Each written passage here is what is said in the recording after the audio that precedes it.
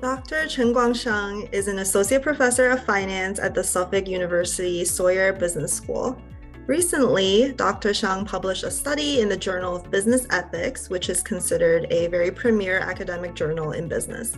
So today, let's find out more about Dr. Shang's research. What would you say would be, one or two main takeaways that you would like to give to non-academics? So either practitioners or regulators? Like, what do you think would be the biggest takeaway for them? I think governance is an incredibly important consideration that's not limited to academia, not limited to finance. It goes way beyond that. But I think when people think about governance, oftentimes what comes to mind is formal governance, like the law, regulation, or some sort of monitoring committee. But our research, along with several other studies in the literature, suggests that informal governance mechanisms such as social norms are actually quite effective in disciplining people's behavior. So it's my hope that our research can provide people, regardless of what area they're in, with an alternative way of thinking about governance.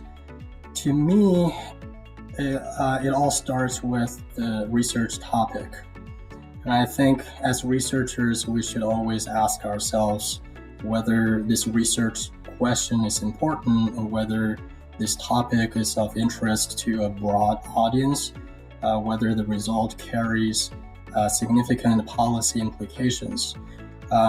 I'm not suggesting that a good topic will guarantee the paper getting accepted by a top-tier journal, but I think it's a crucial first step.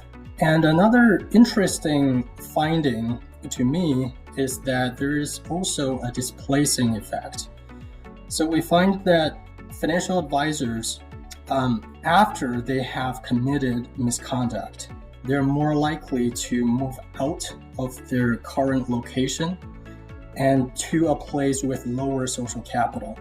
So this result suggests that once financial advisors have violated social norms, they're more likely to be forced out of the local labor market.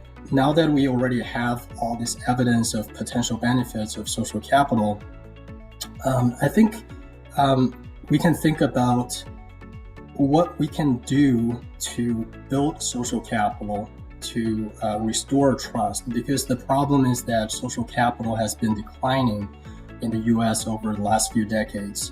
So how can we change that trend? So I think there's a lot for researchers and for policymakers to think about. You can think of social capital as a set of social norms widely accepted by individuals living in a given area. So generally speaking, people living in high social capital areas are considered more trustworthy, more honest. They're less likely to pursue private benefits at the cost of other parties involved in economic transactions. So they're less likely to cheat. So in this paper, we try to understand whether social capital, which is an environmental factor, can affect the behavior of financial advisors. So we find a deterrent effect.